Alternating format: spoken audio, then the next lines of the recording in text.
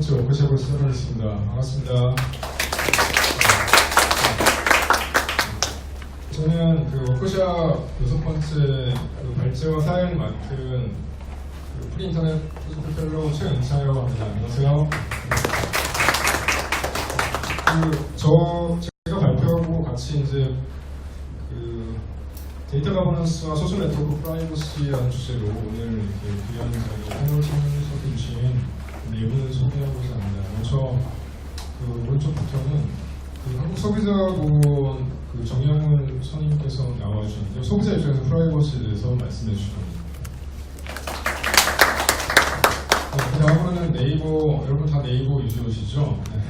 그래서 질문도 많이 하셔도 됩니다. 네이버 프라이버시 시큐리티 팀장이신 김재린 부장님을 소개시켜드리겠습니다. 그리고 이제 법 전문가이신 GDPR이라는 유럽법에 대해서 적절한 포인트를 말씀해 주신 거기다 정명현 연구교수님을 소개시켜드리겠습니다. 그리고 희사 한국인터넷진흥원에서 개인정보 보호 관련해서 가장 많은 일을 맡아서 열심히 하고 계시는 윤재석 팀장님을 소개시켜드리겠습니다. 네, 전체 90분인데요. 저희가 PPT로 이제 발제를 좀 한 10분 정도, 15분 정도 하고요. 그 다음에 제 발제 이후에 이제 패널 분들께서 코멘트를 제 발제에 대해서 한두 마디씩 아니면 몇 가지 더 이렇게 하신 다음에 그 다음에 이제 패널에서 준비해 오셨던 기본적인 코멘트를 다시 순서대로 하시고 그거를 다른 카운터파트에 해당하시는 패널께서 답변해 주시는 형식으로 하고 그게 끝난 다음에는 저희가 준비해놨던 질문이 있습니다. 이 PPT 끝나고 있는데 지금 그 순서대로 좀 이렇게 그 질문에 대해서 이제 대답을 하면서 오가면서 많은 소재가 나올 건데 여러분께서 그 내용을 하셨다가 끝에 이제 플로어에서 이제 질문 한 세션이기 때문에 그때 질문하시면 될 것 같습니다. 그러면 제가 발표 시작할 테니 이제 팬분들께서 이제 잠시 안에 들어가 계시면 부탁드리겠습니다. 데이터 가버넌스와 소셜 네트워크 프라이버시라고 하는 것은 여러분들께서 이제 많이 평소에 접해보시는 프라이버시 컨설이 있으셨기 때문에 이게 낯선 어려운 IT 주제는 아니라고 생각합니다. 가장 실생활에 가까이 와닿는 걸 데이터 프라이버시인데 옛날에는 개인정보라고 하죠. 근데 개인정보라고 할 때는 내 이름, 주민등록번호, 전화번호, 주소 이런 것들 개인정보라고 생각해왔습니다. 인터넷.com 붐이 막 불어올 때 1990년대 초반에 그게 바로 개인정보였고 그 개인정보를 이용해서 전세상거래를 하는 것이 기본적인 인터넷에서의 개인정보 문제였습니다. 근데 지금 2018년 현재는 어떤 거냐면 소셜미디어라는 게 2004년도부터 태어나서 이게 모든 네트워크를 연결하기 시작했고 그 소셜미디어에 쓰이는 애플리케이션이 우리도 모르는 메타데이터를 많이 가져가게 됩니다. 그 개인정보 전화번호 주소가 아니라 메타데이터라고 하는 게 뭐냐면 내가 언제 누구를 클릭했고 누구와 친구를 맺었어 그리고 내가 언제 이 제품들에서 라이크를 눌렀어 라는 수많은 데이터들이 지금 이 시간에도 순식간에 막 수만 것, 수천만 것이 오가고 있는 겁니다. 근데 당연히 이 플랫폼을 가진 소셜 네트워크 플랫폼에서는 그것을 잘 분석하면은 뭐에 도움이 되겠죠? 광고에 굉장히 큰 도움이 됩니다. 광고뿐만 아니라 자신들이 원하는 어떤 상품이라든지 어떤 모델이라든지 이런 것들을 굉장히 현실화시키기 위해서는 어마어마하게 필요한 것이고 지금 21세기에서는 바로 데이터가 원유와 같다라고 얘기합니다. 우리가 인공지능 얘기 많이 하는데 인공지능 자체가 사실 머신러닝입니다. 머신러닝이라는 어떤 컴퓨터 알고리즘인데 그것이 하나의 엔진이라고 한다면 그 머신러닝에 들어가서 공급해 주는 게 뭐죠? 그 원유에 해당되는 것이 바로 데이터입니다. 결국은 그 데이터가 어디서 모이냐고 보면은 우리가 주민등록번호라는 그런 것들은 데이터를 모을 수가 있겠지만 사실 가장 많은 데이터가 지구상에서 태어나는 곳은 바로 핸드폰이고 소셜 네트워크입니다. 그러니까 그것이 전부 다 모여가는데 그거를 가진 사람이 누굴까요? 바로 미디어 플랫폼이고 소셜 네트워크 플랫폼입니다. 우리가 흔히 알고 있는 구글, 페이스북 이런 업체들이 이 모든 걸 갖고 있다는 것이죠.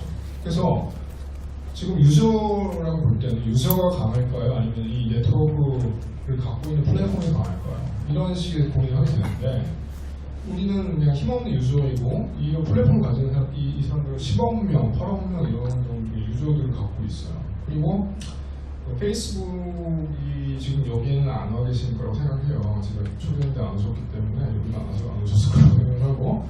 근데 소셜 네트워크 페이스북 예를 들자면 페이스북이 데이터를 가지고 단순히 광고 파는 게 아니라 정치적인 영향도 주고 있습니다. 그래서 이제 그걸 디지털 델리멘트라고 하는데 그래서 오늘 그런 얘기를 좀 해보고 싶은 거죠. 근데 여기서 지금 오늘 기본적인 제가 왜 전제를 많이 깔았냐면은 기본적인 셀링을 알려주지 않고서 얘기를 하면 이게 너무 복잡하고 어려운 얘기가 되기 때문에 그냥 구조를 간단하게 보면 됩니다.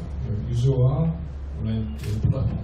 근데 과연 규제는 어떻게 거기 껴들어가서 유저들이라든지 데이터 플랫폼들의 어떤 적절한 균형을 맞춰줄 것인가 하는 것인데 그 규제를 위해서 빨리 움직이는 게 바로 유럽입니다. 유럽에서 이제 일반 그 프라이버시 보호 규정이라고 GDPR이라는 것이 만들어졌는데 그 시행이 언제부터는 바로 저번달 5월부터 두 달 전 5월부터 된 것입니다. 그래서 우리나라는 직접적 영향력이 있진 않죠. 근데 직접적 영향 없지만 간접적 영향력에 들고 있습니다. 왜냐하면 우리나라 기업도 유럽을 상대로 하기 때문에 유럽 유저들이 우리나라 네트워크를 이용할 수도 있고 해서 지금 여기 계신 분들 중에 기자분들 계시겠지만 우리나라 IT 기업들한테도 이거 굉장히 중요한 문제가 되어버렸어요. 물론 뭐 그렇게 강한 힘은 없더라도. 그래서 지금 이 이슈가 아주 따끈따끈한 얘기고 우리나라 어떻게 가야 되느냐라는 아주 고민스러운 주제이긴 한 것입니다. 그래서 여러분께서 오늘 잘 들어주시고 아주 재미있는 의견을 막 얘기해주세요. 정답은 없습니다. 정답은 없기 때문에 우리 어떻게 가야 될 것인가 그래서 아까 패널을 설명을 해드렸고요. 워크샵 제안의 배경은 과연 소셜테크 시대에 개인 데이터가 잘 보호되고 있는 것인가라는 거죠. 그러니까 무형화된 이름, 전화번호, 주소 이런 게 아니라 메타데이터들이 엄청 많기 때문에 그 메타데이터도 나의 데이터인데 얼마큼 통제하거든요. 근데 사건이 한번 터진 게 뭐냐면 이 캠브리지 애널리티카 사건인데 캠브리지 애널리티카 사건은 뭐냐면 페이스북에 수많은 앱이 설치가 됐는데 그 중에 하나의 앱이 설치가 된 게 어떤 앱이 있어. A라는 앱이 있는데 그 앱에서 나온 데이터를 이 업체가 다시 산 겁니다. 근데 이 업체가 뭐하는 업체냐면 정치적 승리, 선거에서의 승리를 거두기 위해서 굉장히 많은 그 정치 광고를 매니플레이트 하고 그게 공작도 하고 뭐 이런 업체예요. 그래서 이 업체 사실은 이 캠브리지 애널리티카 사건이 뜨기 전에 이 업체에서 나와서 뭐라고 했냐면 뉴욕이라든지 딱 나가서 내가 우리 업체가 데이터를 분석해서 정치적 타겟팅을 해서 광고를 해서 우리가 트럼프를 뽑았다, 우리가 트럼프를 당선시켰다 이런 거 했단 말이에요. 근데 그 이후로 몇 달 지나고 나서 캠브리지 애널리티카에 있던 사람이 나타나서 사실은 훨씬 많은 데이터가 리크가 됐고 우리가 모르는 새에 굉장히 많은 데이터들이 사고팔리고 있다라고 이제 그거를 폭로했습니다. 그래서 이제 뉴스에 나오게 되는데 사실 IT 업계에 계신 분들이 이미 다 이거 알고 있다고 얘기해요. 근데 그것이 어디까지 합법적인 데이터 마이닝이냐 어디서부터는 불법적인 데이터 유징이냐 우리 되게 경계가 모호합니다. 엄청 애매해요. 이게 왜 그러냐? 불법이 규제가 없기 때문이거든요. 근데 규제는 어떤 게 규제가 되느냐? 미국에도 사실은 클라우드 컴퍼니라든지 페이스북, 소셜미디어 데이터에 대한 프라이버시 연방법이 없습니다. 우리나라에는 법이 있죠. 우리나라는 이제 법이 있는데 미국 연방법의 프라이버시 법이 엄청 약하기 때문에 사실상 미국은 프라이버시 무규제 국가고 업체 가이드라인에 맡겨놓는 그런 상황입니다. 사실은. 그래서 이번에 이 사건 터지고 나서 미국에서는 이제 페이스북과 관련해서 소셜미디어 프라이버시도 새로 만들자고 이렇게 얘기를 많이 하고 있는 상황이고요. 우리나라는 법은 되게 강한데 실전 집행이 안 되는 이상한 나라고요. 유럽은 굉장히 까다롭게 돼 있어서 페이스북이라는 구글 같은 미디어 플랫폼이 온라인 플랫폼이 유럽에 가지고 애를 먹고 있는 상황입니다. 그게 배경이고요.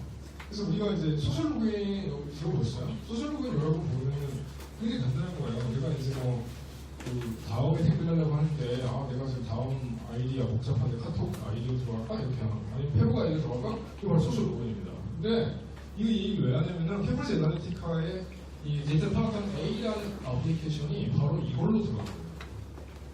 그러니까 나도 모르는 사이에 내 데이터를 얘만 쓰는 게 아니라 얘도 쓰게 제가 허용한 거로 아이템을 간주한다는 거죠. 약관이 이렇게 되기도 하고 그래서 이것이 소셜 로그인이 우리가 무의식적으로 하는데 이게 데이터가 이끌리는 되게 중요한 통로가 되어버렸습니다. 이 얘기를 오늘 하려고 하는 거예요. 근데 이런 면에서 GDPR은 그러면 이것을 주제하고 있는 거 아닌가 이런 의문점이 떠오르게 되는 것이죠. 그게 오늘 배경이고요. 데이터 거버넌스 사실 IT 하시는 분들이 하는 건데 그 인프라 구축할 때 데이터 거버넌스 얘기하는 건데 근데 데이터 사용자 입장에서는 우리가 그런 데이터 프라이버시를 얼마큼 핸들할 수 있고 프로텍트 할 수 있는가에 대한 얘기예요. 그래서 우리가 데이터 거버넌스 얘기 붙였는데 실제로 데이터 거버넌스는 그 데이터 시스템 인테그레이션 하시는 분들이 데이터를 안전하게 보호하는 그런 걸 스킬을 얘기합니다. 데이터 거버넌스는 이렇게 복잡한 그런 게 있고 여기 이제 데이터 퀄리티 모니터링도 다 있는 거. 여기에 보면은 데이터 주체의 결이 제대로 일치하는지에 대해 의문이 드는 것이죠. 그래서 많이 이제 데이터들이 오가고 수집되고 있는데 이게 다른 제3자한테 넘어가는 게 어떻게 가능한지 문제를 가지고 것이고 그래서 이런 준비를 해본 것입니다. 유럽연합의 GDPR이 이걸 구현을 할 수 있을 것이죠. 그래서 우리가 보면은 이제 클라우드 컴퓨팅, 그러니까 우리가 페이스북 하면 데이터가 페북으로 간다고 생각하는데 사실 어디로 가냐면 여기 클라우드로 가요. 그러니까 유럽에 있는 굉장히 많은 페이스북 데이터가 어디 가냐면 아일랜드 있죠, 아일랜드. 아일랜드 데이터 센터가 합니다. 지금 페북 데이터 센터가 우리나라에도 있고, 일본에도 있고 있는데 그게 다 거기에 모여 있는 거죠. 그러니까 나의 모든 정보가 거기 다 있는 거예요. 누가 거기 억세스할 수 있는 것인가가 중요하고, 여기 보시면 알겠지만 빌링 데이터도 있고 메타 데이터가 다 왔다 갔다 하는 거예요. 옛날에 그런 영화가 있었죠. 네가 지난달에 뭐 하는지 나 알고 있다. 뭐 이런 영화가 있었어요. 옛날에. 그러니까 그것처럼 페이스북은 네가 앞으로 뭘 할 건지 알고 있다. 네. 그 머신러닝이 가장 큰 장점이 뭐죠? 데이터 분석에서 프레딕션 하는 겁니다. 그 프레딕션 자체가 마케팅에서는 완전히 훌륭한 것이죠. 네. 그래서 이렇게 데이터들이 페북과 데이터 센터, 이게 다 페북 데이터 센터들이 이렇게 많아요. 아일랜드 여기 있는 거고요. 이게 어마어마하게 보안이 철저하고 옆에 가지 못합니다.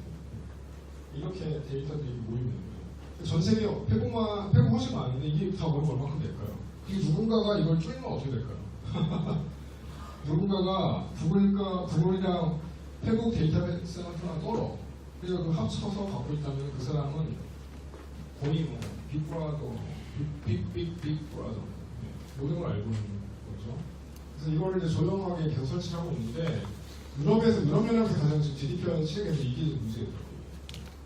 마이크로소프트도 있고요. 이 데이터 센터 계속 늘어나고 있습니다. 그래서 이게 앱에서 이제 소셜 리뷰를 하면은 이게 핀터레스트가 사실은 페북이 아니었죠. 처음에는 핀터레스트가 된 다음에 페북 넘어가서 데이터가 가죠. 앱 데이터가 가잖아. 그 다음에 이게 앱 데이터가 다시 분석해서 이렇게 친구 데이터가 들어오게 되는 거예요. 그게 문제인 거예요. 그러니까 내가 페북 친구가 한 명이다는 아무 상관없어. 근데 내가 알고 보면은 유명한 사람은 페북 친구가 한 3만 명쯤 돼. 그럼 이 데이터가 다 들어오는 거야. 얘가 어디 사는지 나의 클릭했는지를 알고 이렇게 되는 거거든요. 그래서 여러분들이 자기서 모를 때 친구 데이터 넘겨줄 수도 있다는 거죠. 그래서 소셜 로그인이 간단한 겁니다. 이 로그인을 형태인 거죠. 이 편리하다고 생각할 쪽으로 지금 편리성의 뒤에는 뭐가 있습니까? 편리성의 뒤에는 당연히 데이터에 대한 게더링이 존재하는 거죠. 워드프레스도 페북으로 들어갈 수 있고 이렇게.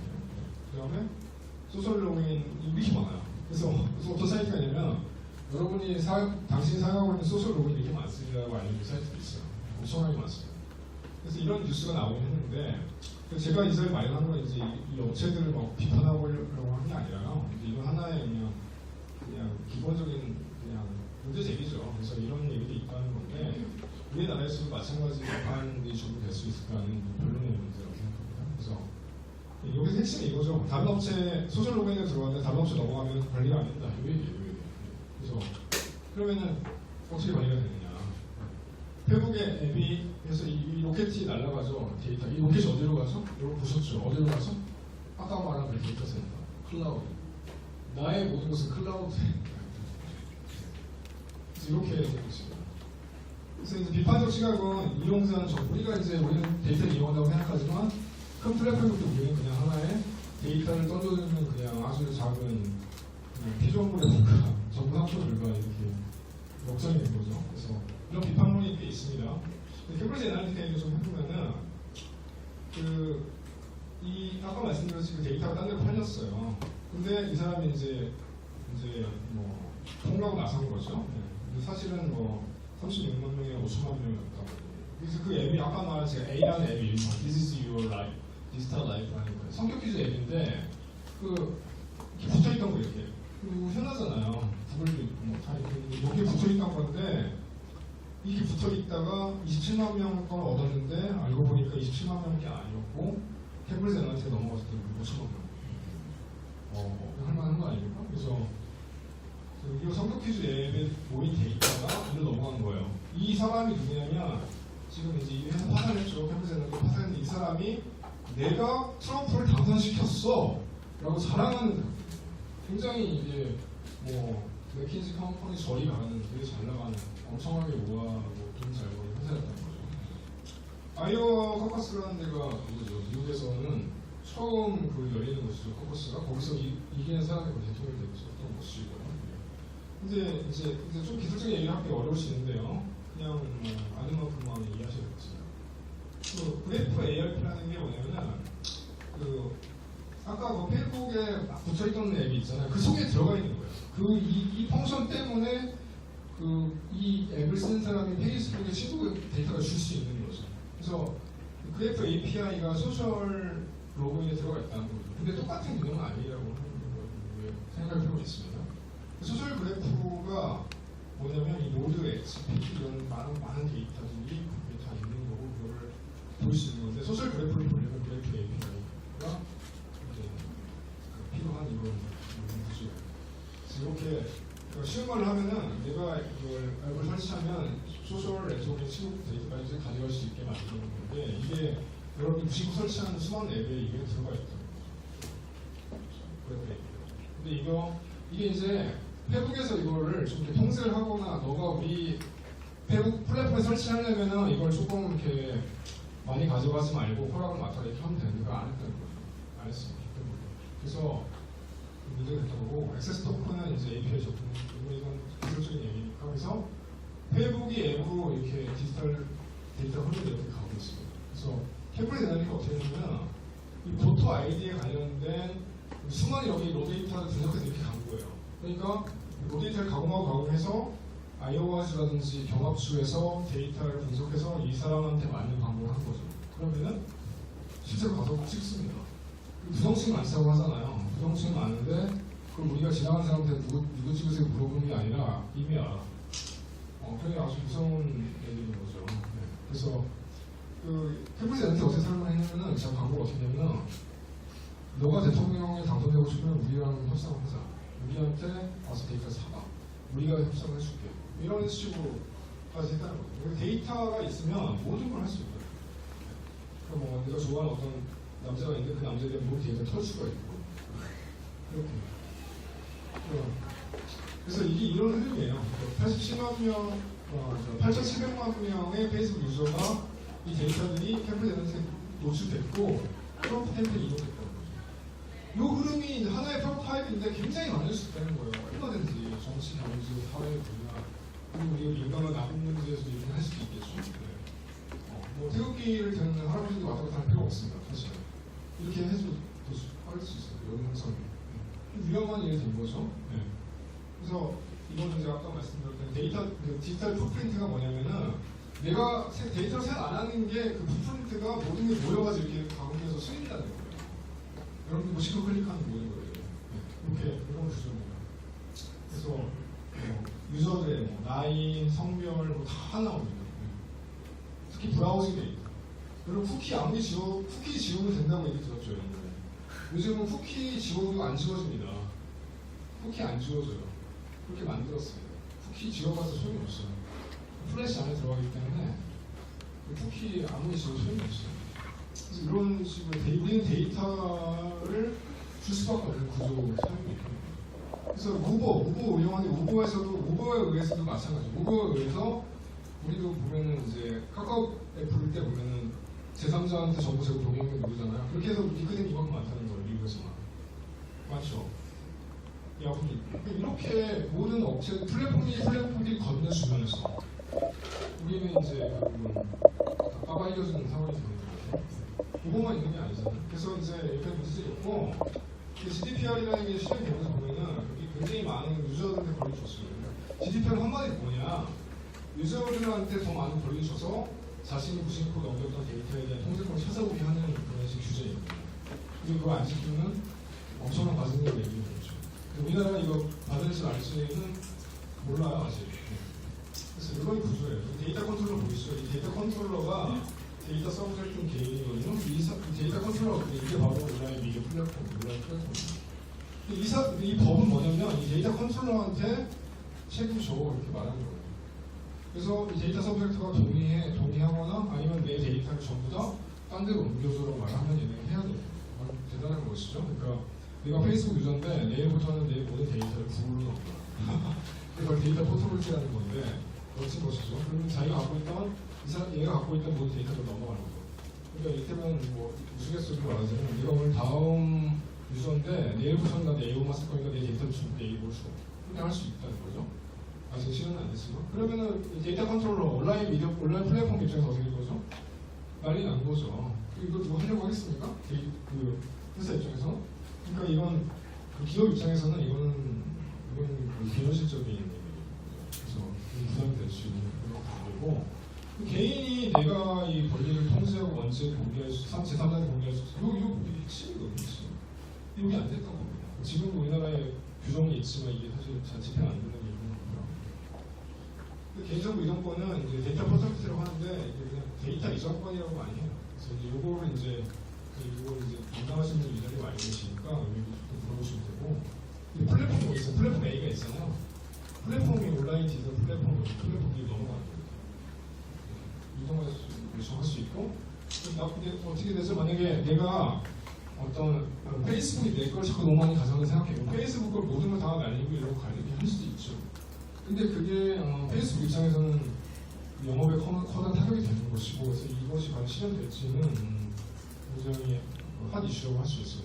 그래서 데이터 이동권은 이런 것들 우리 보시면 알겠지만, 뭐 자기가 개인정보 주체가 이제 제공한 이동권의 범위에 해당되는 동의 현금을 갖고 있게 되는 거죠. 그래서 근데 인명정보는 이게 핵심이 뭐냐면 인명정보는 없어요. 그러니까 이 데이터가 인명정보고 그냥 하나의 작은 데이터라면 여기에 해당이 안 돼요. 그러니까 기업들 어떻게 하려고 했죠? 다 인명을 하려고 하겠죠. 그래서 이런 거 클라우드라든지 뭐 그런 게 잘 사실은 이제 규제 안 되냐면 이게 인명 데이터라는 거죠. 근데 또 한편으로는 이 데이터를 쓰는 업계 입장에서는 지금 아까 이 오전에 튜토리얼 1에 계셨던 건 아시겠지만 오픈 데이터를 써야지만 인공지능을 하든지 말든지 하는 건데 그 인명화가 안 되기 때문에 이건 이제 개인정보가 드러날 수 있기 때문에 그 인공지능이 발전이 안 된다 이런 말이 굉장히 많아요. 근데 만약에 지금 인공지능 산업을 막 진행시키는 우리나라에서 이게 딱 들어온다, 그럼 아주 곤란해지고 서로 충분히 일어날 수밖에 없습니다. 모든 데이터가 인명화되지는 않거든요. 네, 그런 상황이 있어요. 네. 토론할 내용은 이제 이런 내용인데 이거는 뭐 오늘은 좀 더 이거 켜놓고 또 돌아가면서 할 거니까 제가 발표 이 정도로 마치겠습니다. 감사합니다. 패널들 나오셔서 이제 코멘트를 좀 해주시면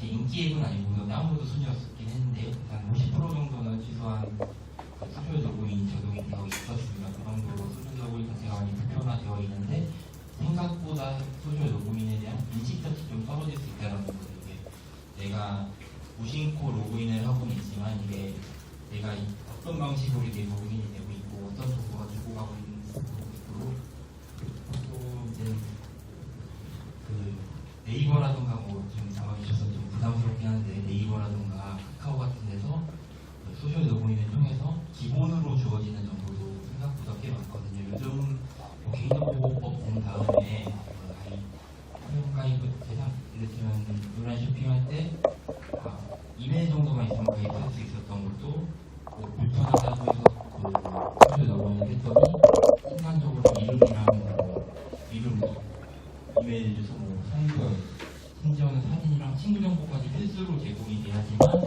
이 소셜 로그인을 할 수 있는 경우가 있는 그런 식으로 소비자들 역시도 좀 생각을 해봐야 되는 부분들이 쉽게 사용을 했지만 생각보다 많은 것들이 제공이 돼야 되고 있다는 거이고 이제 여기서 이제 좀 소비자 입장에서 한번 생각해 볼 점이라 하면은 과연 이 필수로 제공해주고 있는 정보를 부분이라든가 항목을 내가 아니라 소셜미디어 사업자들이 자기네 권한으로 몇 개씩 묶어가지고 남들한테 전하고 또 필요하다고 무작정 전달을 한 다음에 소비자에게는 동의 버튼을 받기는 해요. 동의 버튼을 받는데 소비자 행동론적으로 볼 때 이게 과연 진정한 동의인지 아니면 묵인을 시켰을 뿐인지에 대해서 좀 생각을 해볼 필요가 있을 것 같습니다. 여기 미국이나 그런 거 하시는 분들 계시겠지만 옵트인이나 옵트아웃 선택을 하고 내가 동의를 했던 경우랑 선택을 하지 않고 내가 특정 항목을 빼고자 하는 방식이 두 가지 경우가 있을 수 있는데 그럴 경우 사실은 소비자들을 위해서는 옵트인을 하는 방식이 맞다고 되고 정보 권고에서도 나와 있고 아니면 다른 가이드라인들도 많이 나와 있지만 사실상 지켜지지 않고 있거든요. 그거를 사실 만드는 주체 자체가 소셜 플랫폼일 수도 있고 제3자 서드파트일 수도 있는데 그런 부분들에서 사실은 더 막강한 권력을 온라인에서 가장 막강한 권력을 갖고 있는 것은 소셜 미디어 사업자들인데 그들에게 좀 더 많은 책임을 요구하는 것이 맞지 않겠느냐라는 게 사실 소비자들이 요구할 수밖에 없는 상황인 것 같아요. 일개 개별 조그만 사업자들한테도 이런 식으로 규제를 맞춰라라고 하기보다는 내가 1차적으로 개인정보를 맡겼던 소셜미디어 사업자들이라던가 미디어 플랫폼들이 좀 더 힘을 갖고 이 부분들을 해결해 줬으면 하는 게 사실은 바람이거든요. 물론 정보 규제라던가 GDPR 같은 그거로적인 규제가 있긴 하지만 사실은 규제가 저희가 잠깐 아까 점심시간에 나온 얘기이기도 한데 규제가 있다고 지키면은 다 지킨다고 소비자들은 생각을 하지 않고 있거든요. 그렇기 때문에 좀 더 사업자들의 책임의식이라던가 이런 것들이 좀 중요할 것 같아요. 그리고 소비자들의 정보 갖고 있는 소셜미디어 사업자들 이거 갖고 있는 내 책임이 좀 많이 부과됐으면 좋겠다라는 게 제 생각이고요. 여기서 이제 좀 다시 한번 좀 더 생각을 해봤습니다. 그렇다면 우리가 이 책임을 부과하기 위해서는 소셜미디어 사업자들이 얼마만큼의 이익을 가져가고 있는 것인가라는 것을 좀 생각을 해보고 그래야지 이제 그들에게 책임을 물을 수 있다고 또 생각이 돼요. 이게 무작정 무한 책임을 물을 수 있는 문제는 아니기 때문에 아까 이제 손상 선생님께서도 말씀을 해주셨지만 데이터가 요즘은 바로 힘인 세상인데 그 세상에서 특히나 소셜미디어가 단순히 이제 자기네들의 페이스북이라던가 구글, 네이버, 카카오에 정보를 가져가는 것뿐만이 아니라 소셜 로그인이라던가 그 앱을 통한 다른 상거래 부분 그 밖의 행위들에 대해서 전체적으로 더 많은 행동들에 대한 정보를 가져오게 된다면 그만큼 그것은 다 데이터일 것이고 또 이러한 체계가 잡혀지게 된다면 지금 로그인이라던가 이 데이터 사용하는 것 자체에 대해서 구조가 생길 수밖에 없다는 생각이 들어서 그런 부분을 한번 생각을 해보고 네, 감사합니다. 그다음에 이제 네이버 이제에서 대표를 설명해 주시면서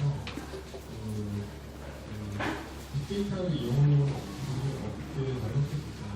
그 업계 입장에 다시 한번 나와주시면 균형 잡고 설명해 드리겠습니다.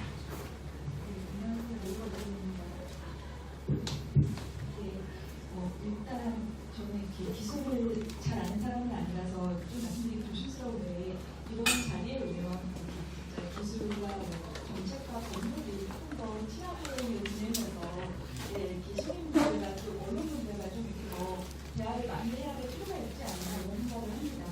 그 페이스북 사건이 4월에 나자마자 이제 뭐 소셜 로그인 문제가 있다라고 계속 기사가 나오고 네이버 카카오는 안전하냐라고 기사가 나오고 방통위에서도 그래서 이제 네이버 카카오를 이제 조사를 했죠. 근데 아까 간단히 말씀해 주셨지만 이건 그 페이스북 사건은 사실 엄밀히 있는 소셜 로그인은 아니었고 그래프 API였죠. 그래프 API는 뭐냐면 페이스북이 보유하고 있는 이용자 정보를 소셜 그래프라고 부릅니다. 소셜 그래프에서 제3자가 필요한 정보를 받아가는 방식이 그래프 API였고 그래프 API 1.0 버전에서는 조금 설계가 프라이버시에 대해서 조금 덜 보호하는 방식으로 이루어져서 친구 정보까지 가져가는 거였죠. 그래서 이게 그래프 API가 문제된 부분이었고 엄밀히 소셜 로그인은 아니었었는데 그 페이스북의 그래프 API가 문제되자마자 네이버, 카카오의 소셜 로그인 문제 없냐 하면서 국내 기업들에 대한 규제부터 이렇게 바로 시작이 되어서 이거에 대해 조금 더 정확하게 사실을 얼면서 보도해 주시고 좀 정확하게 행동이 되면 좋지 않을까라는 생각을 했습니다. 그리고 소셜 로그인 관련해서 정영훈 선생님께서 문제점을 좀 지적을 해주셨는데 일단 국내 업체에서는 개인정보에 관련된 모든 게 오프인 동의를 기반으로 합니다.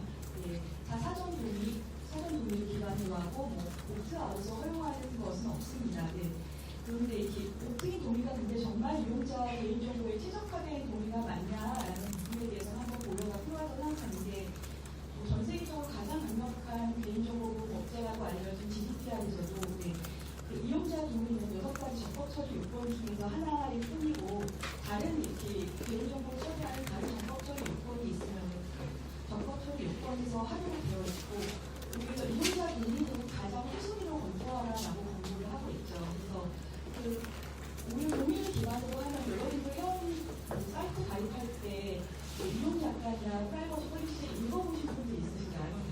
아무도 안 읽어보시고 그냥 단순히 기계적으로 클릭하고 넘어가실 겁니다. 오늘 동의를 기반으로 하는 게 정말 소비자를 보호하는 게 맞느냐에 대해서 저희가 다시 한번 이제 프레임을 전환해야 할 시점이 아닌가 생각합니다. 그리고 소셜 로그인을 제공하는 게 기업이 굉장히 큰 정보를 데이터를 이렇게 받아오고 그걸 가지고 막 큰 분석을 해서 사용하려는 의도가 있다라고 질문을 하시는데 그런 목적이 있는지는 제가 자세히 모르겠습니다만 어떤 측면에서는 안전한 인터넷 이용을 지원해드리기 위해서 하는 것도 있거든요.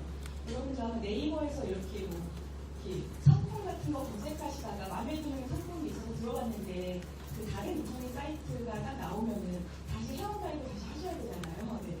그건 회원가입을 해야 되는 불편함도 있고 그리고 작은 업체 같은 경우는 그런 보안 이력들이 충분하지 않기 때문에 이런 비밀번호나 아이디를 받고 개인정보 보호서 관리하는 거에 굉장히 큰 리소스가 들고 또 노하우가 있기 때문에 굉장히 어려움이 없습니다.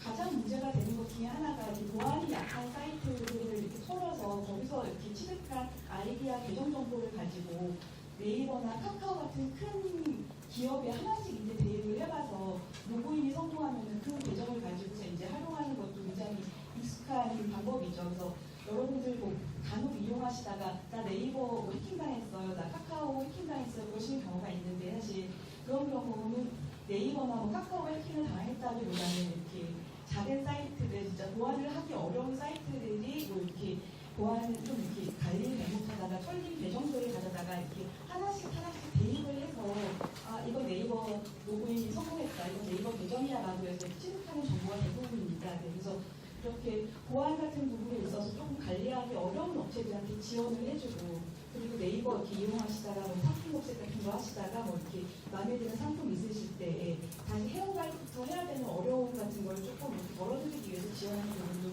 크고요. 그리고 GDPR 관련해서 조금 말씀을 해주셨는데 GDPR 굉장히 좋은 의도긴 한데 어떤 법이나 제도가 만들어졌을 때 그냥 순수한 의도만 있는 건 아니죠. GDPR이 이용자 보호, 진짜 정보 주체 보호만 있는 게 아니라 그 거대 미국의 글로벌 테크 기업들에 대한 저항하기 위한 그런 유럽인들의 의식도 있는 거죠. 프랑스 같은 나라들은 되게 그런 게 강하잖아요. 문화 주권, 우리가 문화의 중심이고 뭐 그런 부분을 강하기 때문에 이제 미국의 거부가 있었고 실제로 2005년도에는 카이로 프로젝트라는 거를 해서 프랑스와 독일이 우리 유럽의 작업 검색 엔진을 갖자 우리가 왜 야후를 쓰고 구글을 쓰냐라고 2005년도에 정부 차원의 그런 프로젝트가 진행이 되다가 결국 2008년도에 자격이 되었죠. 그래서 정부 주도의 그런 그 인터넷 IT 프로젝트는 한국이나 이런 데는 잘 안 되나 봅니다. 농담이었고요. 2005년도에 이렇게 프랑스와 독일에서는 우리나라 유럽의 작업 엔진을 검색 엔진을 갖자라고 시작해서 했던 그런 큰 대형 프로젝트까지 자초하면서 이제 어떻게 하면 좀 이렇게 미국 글로벌 기업들로부터 조금 이렇게 정보 주권을 지킬 수 있을까 하는 측면도 있을 거고 그런 데서 나오는 게 데이터 포터빌리티이고 생각을 합니다. 좋은 유럽의 그런 서비스가 나오면 바로 그냥 그 데이터를 그쪽 자기네 서비스로 옮겨서 이용할 수 있게 해주자 그런 의도가 있을 텐데 근데 사실 기사 보시면 알겠지만 GDPR이 나온 다음에 오히려 구글과 페이스북, 구글 광고가 더 지금 잘 되고 있다라는 게 나왔습니다. 그러니까 규제가 강화되면 강화될수록 오히려 구글이나 페이스북이 피해를 보는 게 아니라 그런 규제를 준수할 수 있는 충분한 리소스와 자원이 있고 규모가 된 회사들은 규제를 지켜 사업을 할 수 있는데 오히려 규모가 작은 회사들은 그런 규제를 지킬 수가 없으니까 그냥 유럽 사람들이 로그인 할 수 없도록 막고 막 그냥 오히려 공적 사업을 철수하고 그런 사태가 벌어지기도 하거든요. 그리고 오히려 프랑스 자국 기업들이 피해도 가기도 하고요. 좀 이렇게 너무 죄송해요. 끝내겠습니다. 그래서 이런 규제 같은 부분에 있어서는 규제를 강화하는 것이 정말 큰 대기업을 막을 수 있는 건지에 대해서도 한번 검토가 되어야 되지 않을까 합니다. 네, 일단 직무 공식으로 보여주시다가 이렇게 얘기하시니 굉장히 궁금한 거니까 소셜로그에 올려서 그 다음에 이제 정영 교수님께서 보여드릴까요? 네, 우선 천상 선생님 발표 잘 들었고요. 문제 제기를 해주신 많은 분들께 가져가시는 말씀드리자면, 데이터 정보 지금은 개인정보 정리를 하시는 데이터라는 것을 여러 가지 갖고 있습니다. 개인정보를 이제 보호하는 원칙이 있고 그 원칙을 준수하기 위한 시스템들이 있습니다.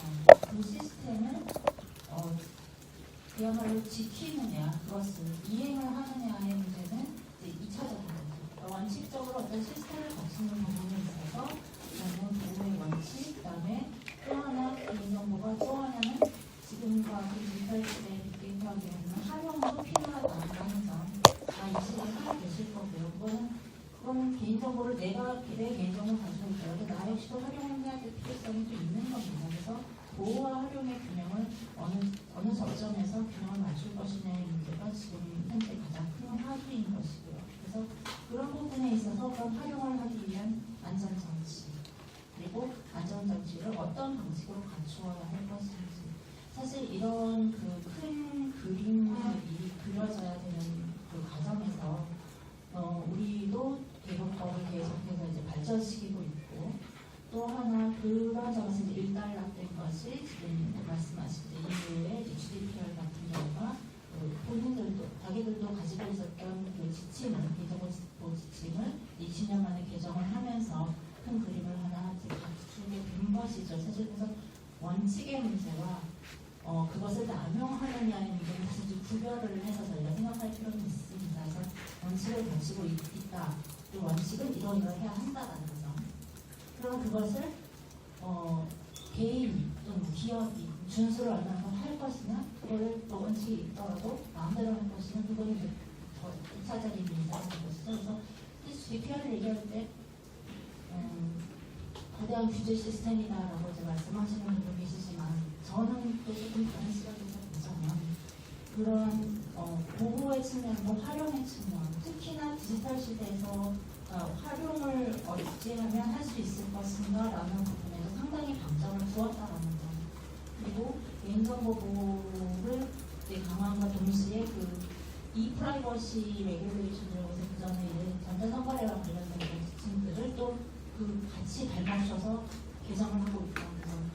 그리고 특히나 저희가 경찰 수사 사법과 관련해가지고는 경찰 수사 관련해서 그 데이터를 넘겨달라고 수사 공조를 요청하는 경우도 좀 많이 있잖아요. 그런 경우까지도 지금 같이 개정을 발맞추어서 보전을 진행을 하고 있다는 점에서 지금 현재로서는 좀 많이 혁신적인 제도이고 또 저희가 그것들을 조금 벤치마킹해서 볼 필요는 있지 않을까. 우리가 또 개정을 해야 되는 시점에서는 어느 정도는 좀 관심 가지고 봐야 될 부분들이 있다고 봅니다. 그래서 그런 측면에서 봤을 때 이제 DPR에서 얘기하는 어떤 가장 큰 게 이제 정부 주체 도움이 얘기했었는데 지금 여기 이제 페더럴 생각품 같은 경우에는 분명히 정보의 수집 과정에서 문제가 있었고 그리고 개인적 정보 주체들이 제대로 동의를 받지 않은 상태에서 친구들의 정보가 넘어간 것이고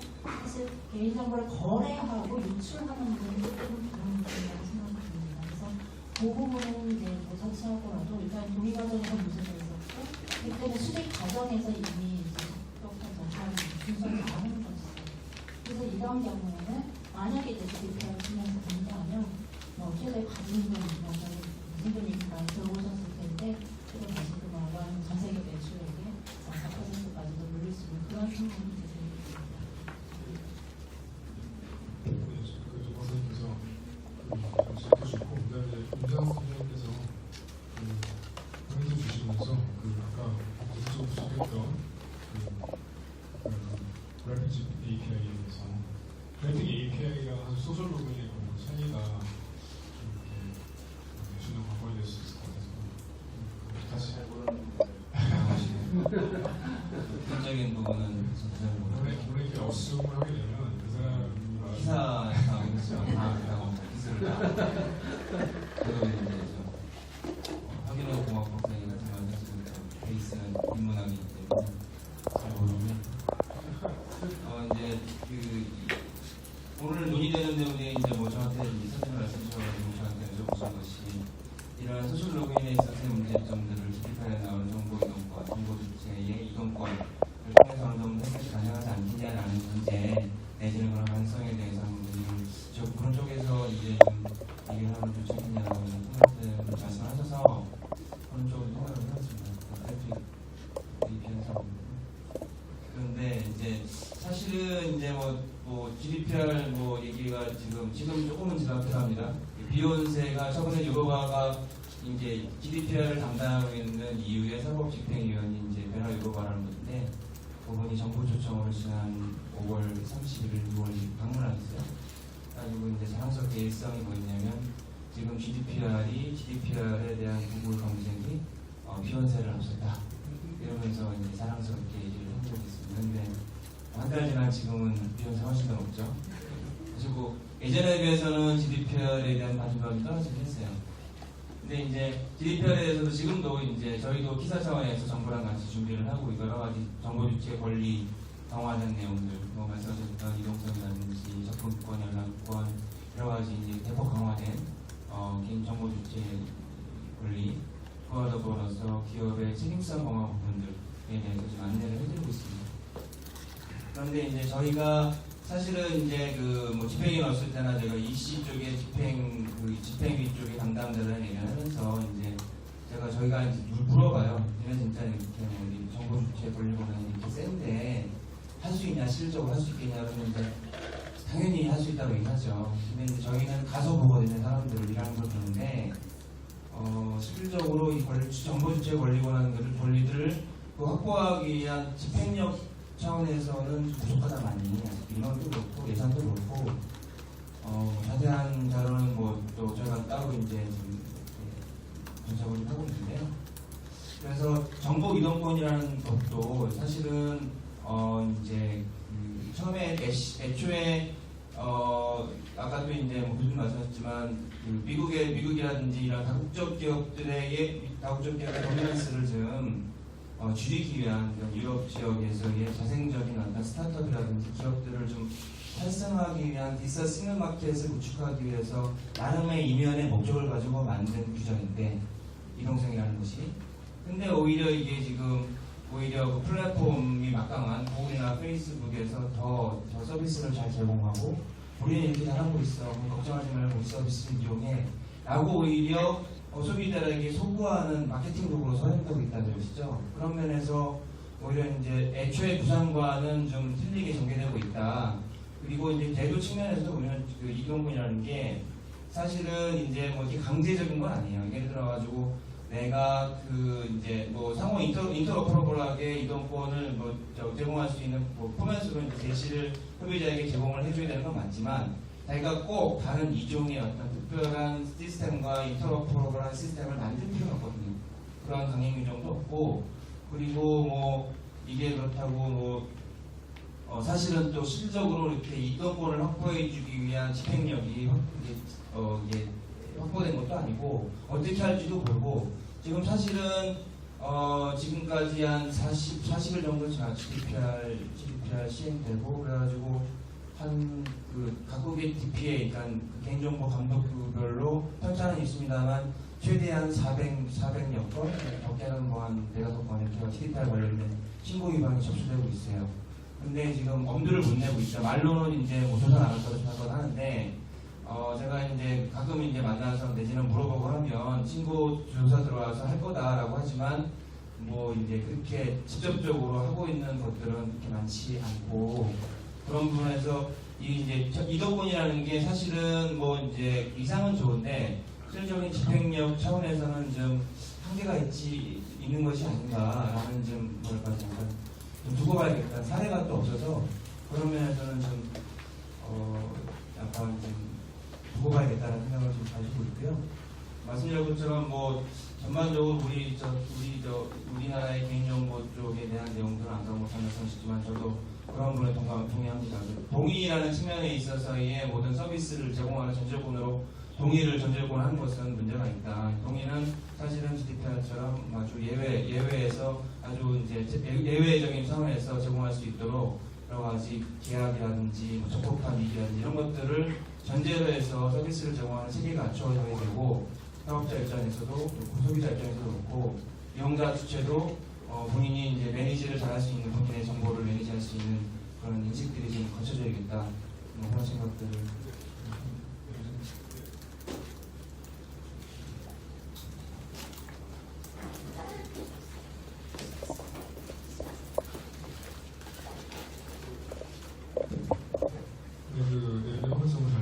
지금 이제 시간이 질문이 10개 정도 있는데 1번, 2번부터 함께 합쳐서 나갈게요. 일단 코멘트를 주시는 굉장히 정확하고 수준 높은 코멘트여서 아주 감사히 생각하고 소비자 보호는 실제로 소설과 관련돼가지고 소비자 문제를 들어가지고 제가 들고 온 거죠. 그래서 이재희 고생님께서는 실제로 이제 그래피 API의 설계 문제는 소셜 로그인 정렬해 볼 수는 없다고 말씀드려서 지금 기대를 하고 이제 김혜석 교수님께서는 보편시와 규제 프로포자 사이에는 굉장히 큰 갭이 존재하기 때문에 유럽에서 사실 이제 처음에 누가 어떤 말인가 그래서 규칙을 적용될 것 같은데 그런 보다시 이제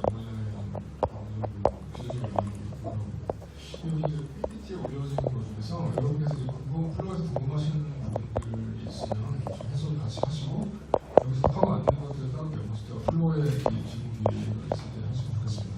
1, 2번 같이 한번 얘기를 하고 싶은데요. 1, 2번 질문에 대해서는 소셜 네트워크 수집해서 클라우드에 보관되는 데이터는 제한적으로 사용하는 문제예요. 그리고 기술 안전 조식이 있으면 데이터는 데이터 분치 없이 계속 보존되고 있을까 이런 건데 그거를 제가 일단은 정연구원님께 먼저 코멘트를 요청할게요. 왜냐면 저는 처음에 말씀하신 게 특히 앱 있잖아요. 애플리케이션에서 우리가 필수 정보 제공이나 선택 정보 제공했을 때 우리 그냥 동의할 수밖에 없잖아요. 근데 그거를 그 레인지를 그들이 정한다는 말이에요. 근데 거기에 대해서 아무런 규제도 없고 가이드라인도 없고 그들이 뭐 사진 데이터도 주고 연락처 데이터도 주고 다 달라고 해요. 위치 정보도 없고. 저 그래서 위치 정보가 요구하면 다운 안 받거든요. 그러면 다운 받을 게 없더라고요. 그래가지고 그런 문제에 대해서 그 문제가 결국 이제 그 수집 범위가 결국 사업자들한테 너무 전적으로 맡겨지지 않게 이런 문제의식이 좀 있다는 점 근데 그걸 전용을 연구원께서 예전에 좀 말씀해 주신 게 있어서 먼저 좀 부탁드렸고, 저는 연구원이 말씀하시면 이제 업계에서 오셨으니까 이재림 부장님께서 또다시 첨언을 하시는 식으로 일단 일부분 문제 해석하겠습니다. 네.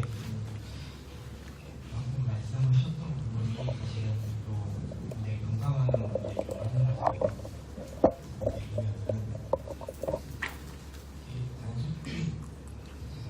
단순히 그 개인정보가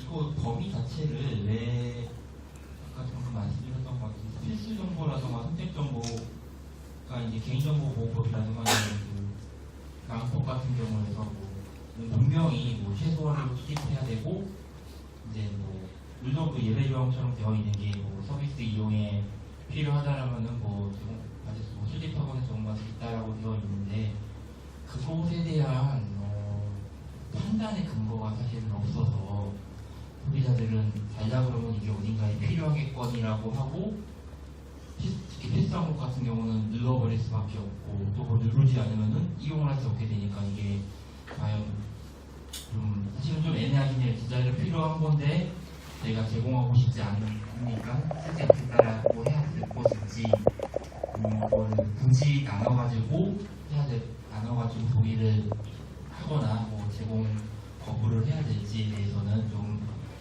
이견이 있을 수가 있는데 어쨌든 그런 부분 그 횟수를 수집하거나 그것에 대한 그 판단 근거가 없다라는 것은 굉장히 문제가 소지가 좀 클 것 같고요.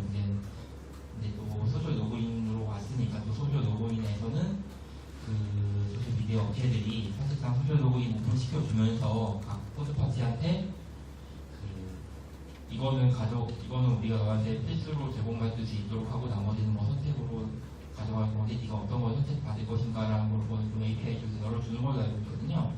그때 그거를 근데 심사하는 체계가 제가 그때 당시에 봤을 때는 아마 없고 지금도 아마 있을지는 모르겠어요. 왜냐하면은 솔직히 말해 뭐 담당하는 분이 한두 명일 텐데 들어오는 거는 막 하루에도 수백 개씩의 요청이 들어오고 이것들이 우리 서비스에서 왜 필요한지 여부에 대해서 언급도 되어 있지 않은 거거든요. 그래서 그런 부분들을 과연 규례상으로 어떻게 풀지도 좀 궁금하고 사실 업체 간에서 어떻게 풀어서 소비자들에게 아까 장 박사님 말씀하신 것처럼 동의라는 거는 사실상 우리가 인터넷 사용하다 보면은 말이 동의지 무기이라던가 사실 그냥 찍고 넘어가는 건데 그거 이전에 어떤 사회적인 의무를 갖고 각 업체들 간에 균형을 맞출 수 있을지 한번 좀 생각을 해봤으면 좋겠습니다. 이상.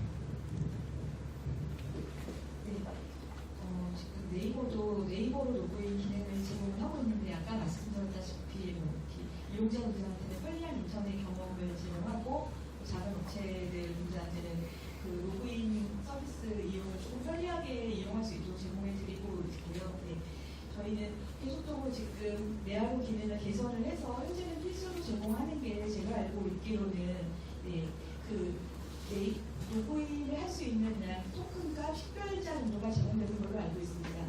그 소셜 로그인을 이용하려면 네이버의 아이디와 패스워드가 제공되는 걸로 알고 있는데 아이디와 패스워드가 외부에 제공되지는 않습니다. 그 어떤 소셜 로그인도 그냥 로그인만 시켜주는 거고 로그인을 시켜주면서 개인정보를 제공할 수도 있고 제공을 안 할 수도 있는 거고요. 그래서 네이버는 필수적으로 로그인 시켜주는 기능만 제공하고 있고 그 외에 개인정보 제공에 대해서는 이용자분들이 선택을 할 수 있도록 선택권을 부여를 하고 있습니다. 이렇게 기업들이 개인정보의 중요성에 대해서 인식을 하고 스스로 이렇게 성능을 개선을 하다 보면은 또 이용자분들도 레아로를 이용하다 보니까 제공하는 개인정보 항목을 내가 선택할 수 있고 별로 없네 해서 네이버를 더 많이 이용하실 수도 있을 것 같고요. 그래서 꼭 모든 걸 이렇게 규제로만 풀려는 시도보다는 기업들이 또 치열하게 경쟁을 해서 우리는 이렇게 개인정보 보호를 위해서 노력하고 있어요라고 또 피치를 하고 서비스를 제공하다 보면은 더 안전한 인터넷 제공이 되지 않을까라고 생각합니다. 감사합니다.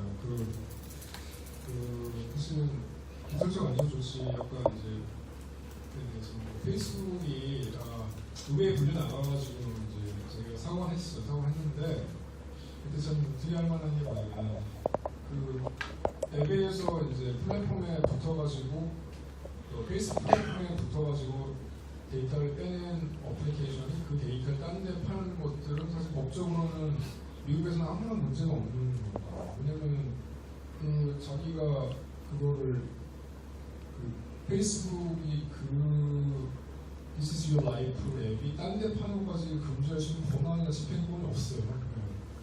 그런데 문제는 저커브가 인정한 것은 뭐냐면 그 말씀하셨던 그 설계 자체를 좀 심사를 잘해서 이런 식의 설계면은 우리 페이스북의 플랫폼에 붙어서 앱으로 올라오면 안 된다라고 얘기를 할 수 있었던 거죠. 그거는 저커브가 인정을 했거든요. 그래서 그 공론화 자체가 그 기술 플랫폼을 가진 기업들이 조금은 기술적인 디자인들, 설계들을 조금 더 고객 보호 차원에서 좀 더 제한적으로만 데이터를 가져갈 수 있게끔 스스로 자율적으로 좀 바뀔 수 있는 계기를 제공한 건 맞지. 그래서 그런 얘기를 그런 면에서 해주시는 것 같아서요. 네, 괜찮고 그리고 이제 순서적 문제로 좀 넘어가고 싶은데 그 이제 데이터를 그러니까 지금 3번 문제는 이제 여기 그 정 교수님께 좀 대답을 요청하고 싶은데 미국 법으로는 사실 문제가 없었던 걸로 알고 있는데 우리는 만약에 3번처럼 캠브리지 애널리틱 사례가 우리나라에도 똑같이 나왔을까? 우리나라 지금 안법이라든지 뭐 개인정보법이 있잖아요. 그런 경우에서 우리나라 같은 경우는 어떤 식으로 만약에 그 상업적인 행정적인 조치를 이용할 수 있을까에 대해서 정보선 좀 말씀해 주시면 감사하겠고요. 네, 그리고 이제 김혜선 팀장님께서 4번 문제에서 데이터 이동권 자체가 이렇게 정리되고 있는데 그 밑에 있는 거랑 같이서 그 데이터 이동권이 보장되면은 그럴수록 우리나라의 나이가 들어가자고 가정한다면은 사용자 자기적인 판단을 확실히 증명할 것인지 아니면은 아까 말씀하신 것처럼 그 유럽의 디지털 그 플랫폼 헤지모니 싸움에서 그래서 이제 약간 거대 정치적 목적으로 유럽에서 만든 거에 불과하기 때문에 우리나라의 어떤 갖고 온다는 게 현실적으로 무리가 있어 그렇게 말씀해 주시면 네, 지금 아마 두 가지 단계로 나눠서 말씀드릴 수 있을 것 같습니다. 제3자로, 그러니까 지금 캠브리지는 지금 제3자고요. 그거를 원래 최초로 수집했던 F기업이라고 한다면 최초에 수집을 할 때 개인정보의 정보수의 동의를 받죠. 근데 그 동의를 받으면서 그 동의 자체에 이제 기준이 이제 뚜렷한 명백한 목적이 있어야 되고 그 목적으로만 사용된다는 것 그리고 제3자 제공하는 경우에도 그 내용 안에 동의를 받을 때 안에 손을 받아야 됩니다. 만약에 이 부분이 포함이 되지 않았다면 제3자에게 제공을 하는 사실이 그런 사안이 발생했을 경우에 별도의 동의를 또 받아야 됩니다. 그래서 만약에 그렇게 제3자 제공에 대해서 동의를 받지 않고 이전이 된 경우에는 규법 위반이 되는 거죠. 그 측면에서 말씀드리자면 제3자 제공에 대해서 동의가 필요하다. 다만 제3자 제공이라는 것이 어떤 로데이터가 아닌 실제로 빅데이터로 활용될 수 있게 하기 위해서 비식별한 조치를 취했다거나 이 경우는 지금 명백하게 상업적이기 때문에 이거는 더 이상 받을 것이 없지만 또 다른 목적이 어떤 공익의 목적이라든지 통계적인 목적이라든지 연구 목적이라든지 알카이브 목적이라든지 이런 경우에 굉장히 예외적으로 또 그것이 가능한 경우들이 있습니다. 근데 그것은 일단 그 부분에서 열어두고 있는 예외인 것이고요. 이렇게 상업적으로 제공되는 경우는 제 생각에는 지금 온라인에서 다른 데이터를 수입하는 것이 동의 없이 이루어졌다. 이거는 그냥 굉장히 명백하게 데이터 유출되는 그런 사례가 아닌가 싶습니다. 네, 말씀하신 대로 이거 법률 위반 사안이고요. 여러분들 우리나라에서는 안 되고요. 근데 이제 쉽게 알 수 없다라는 문제가 있죠. 현실적으로 집행 가능하냐? 이번에 만약에 이제 페이스북이나 구글처럼 역외 다국적 기업이면 상당히 이제 시간이 많이 걸리는 시간 조사 저번에 이제 캠브리지 애널리티카 사건 때문에 저희 방통위에서 이제 기사 통해 가지고 이쪽 감독기관 유죄기관에 문의하고 조사를 하는데 하세요 하세요. 이제 문의 보내려면 답변이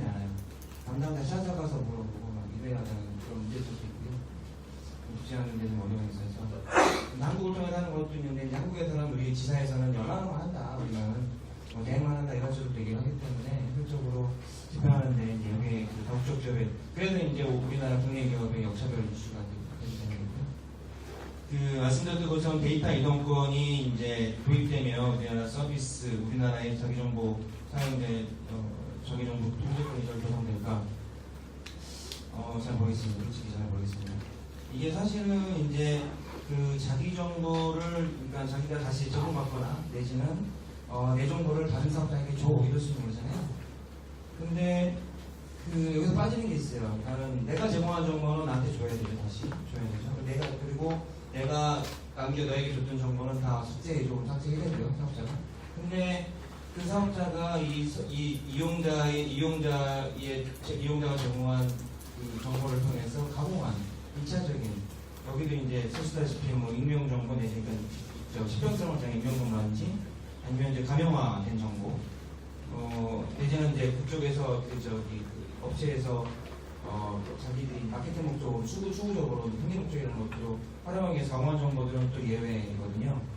그러니까 그게 남아서 사실은 또 약간 익스플로이트 될 수 있는 가능성이 남아있고요. 뭐 불가할 수는 없지만 그리고 내가 이제 그 정보를 빼서 막상 뭐 내가 이제 이용하는 정보를 그쪽에 준다 그래도 사실은 이게 뭐 돌고 갔다라는 나간 이제 플랫폼의 어떤 기본적인 영향력들이 막강하기 때문에 비슷한 유형의 서비스를 이용할 텐데 그러면 우리가 지금 번호 이동하면서 핸드폰 번호 뭐 3사, 2034에서 이제 왔다 갔다 하는 것처럼 그 상태는 고착화되고 크게 변화는 없지 않을까. 과연 그럼으로써 뭐 개인의 어떤 정보 주체의 권리가 향상된다는 보장이 있을까? 라는 측면에서 저는 약간 다운팅이 좀 있어요. 개인적으로. 그리고 법률적으로도 이거를 도입하려는 움직임이 아직은 제가 없는 걸로 알고 있습니다. 국회나 그런 청와대에서. 아주 엄청난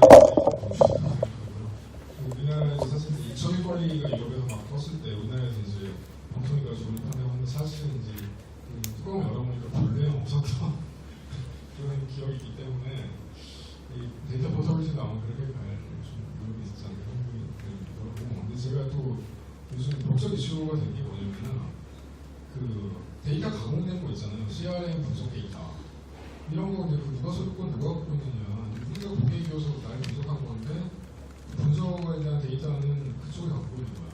계속. 그래서 CRM 데이터는 누구의 것인가 유명화된 클라우드에 들어가 있는 데이터는 누구의 것인가 이런 걸 법적으로 문제거든요. 근데 그거 이제 정말 엄격하게 따져서 개인의 일일이 돈이 다시 받는다고 한다면은 그 데이터 비즈니스는 거의 불가능한 상황이 되거든요. 그러니까 뭐 여기도 지금 사실 비즈니스 하시는 분들의 공간인데 그분들에게는 좀 약간 충격적인 문제가 될 수도 있을 것 같아서 그런 참 이게 어떻게 딱 두고 자르시 얘기하기 좀 어려운 그런 식의 문제여서 그거랑 많이 필요하다고 생각이 들고요. 근데 저도 이제 법학 전문가입니다만 법만으로는 모든 걸 해결하는 건 정말 어렵기 때문에 그래서 법에서 이제 준공시한 규정을 준 거예요. 최소한의 정보 수집한다. 최소한이 뭔지는 아무도 몰라. 다 그러고 다 달라. 어떤 사람은 이제 뭐 땅콩이 한 300개 있어야 최소한이고 어떤 사람 땅콩 3개만 있으면 최소한이고 다 다르기 때문에 그게 결국은 거기 그 규정에 따른 벌칙도 강하지도 않아요.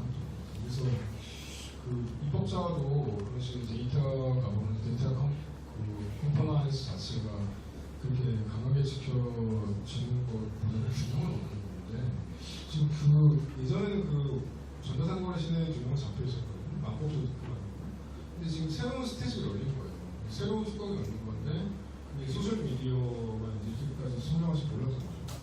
근데 소셜미디어 시대에 소셜 로그인에 맞는 클라우드 데이터에 맞는 그 균형점이 없는 거예요. 지금 가공스 공백 상태가 걸고 있고 그래서 많은 입법이 있는 국가들도 보면은 클라우드라는 소셜 네트워크에 대해서는 자기들도 사실 무료적인 거예요. 예를 들면 뭐 소셜 네트워크에서 내 정보를 함부로 이용하면 벌금 얼마 이런 게 없어요.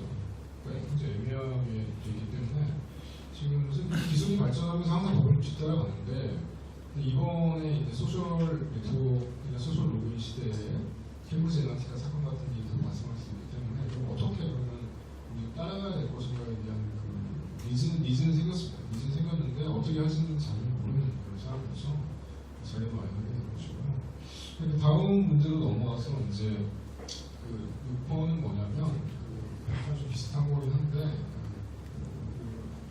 이렇게 요 얘기는 이제 뭐 이미 다 대답하신 것도 있지만 이건 그 데이터 이동권을 외국계 IT 플랫폼으로부터 데이터 시장을 탐험할 수 있는 수단인가는 네이버에 한번 네이버께서는 어떻게 생각하는지 한번 그 제가 약간 짓궂게 여쭤보겠습니다. 왜냐면은 유럽 자체 규제자들은 사실은 굉장히 마이크로소프트 윈도우가 들어올 때부터 약간 적개심 갖고 있었고 그 다음에 웹브라우저로 옮겨갔고요. 그 다음에 그것이 이제 구글로 옮겨가는 그런 상태예요. 지난 18년, 19년을 돌아보면. 그래서 이번에 데이터 이동권도 사실은 자국 내 플랫폼 성장한다면 유저가 언제든지 그쪽으로 넘겨줄 수 있는 거다 이런 식으로 편리한 구조를 만들어놓긴 했는데 근데 이재명 부장님께서 이게 만약에 우리나라에 들어온다면 우리나라에서도 나름대로 좀 유용하게 쓰일 수 있는 것인가요? 하고 의견을 좀 말씀해 주시죠. 제 생각에 현재 상태에서는 데이터 이동권과 개인정보 열람권이 다를 게 없다고 생각합니다. 그냥 내 개인정보를 기업이 어떤 거를 수집하고 생산을 쓰는지 그게 확인해달라. 그게 개인정보 열람권이죠.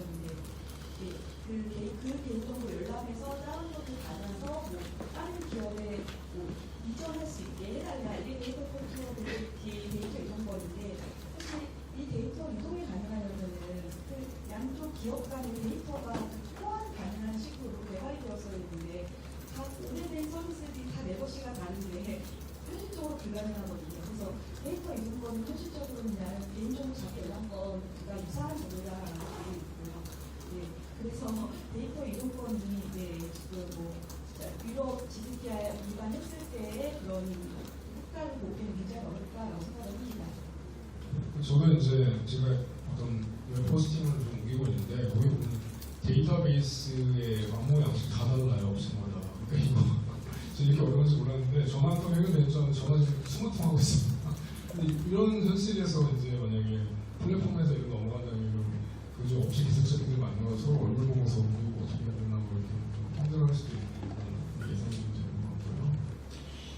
7번으로 넘어가면은 애초에 플랫폼의 설계 단계부터 프라이버시 보호를 기본적으로 내재화할 수 있는 방안 이거에 대해서는 이게 좀 이런 주장이 있었어요. 이 주장이 있는데 이게 이제 프라이버시 바이 디자인이라고 이제 NYU의 한신 에스가 처음 얘기했던 거고요. 많은 공학자들이 이거 따르고 있긴 한데 그러니까 뭐 법 규정 아무리 만들어봤자 이건 혹시 코드가 아시죠? 컴퓨터 코드가 있고 코드가 있는데 사실 이제 프라이버시를 만드는 것은 정보통신 안보가 있는 코드 조항이 아니라 그 프라이버시 툴을 웹에서 설계한 그 코드 설계자가 실제로 설계자가 규제자라는 거죠. 그게 이제 아주 유명한 이제 태세인데 그게 바로 그 프라이버시 바이 디자인이 그러니까 기술자의 코딩에 의한 프로텍션 프라이버시가 가능하기 때문에 거기에 집중하는 경우가 낫다는 그런 얘기거든요. 법 규제보다. 여기에 대해서는 저기 내도 중에 누가 좀 대답을 좀 유재현 선생님께서 말씀하신 공학 박사시니까 문과보다 나오실 것 같아서.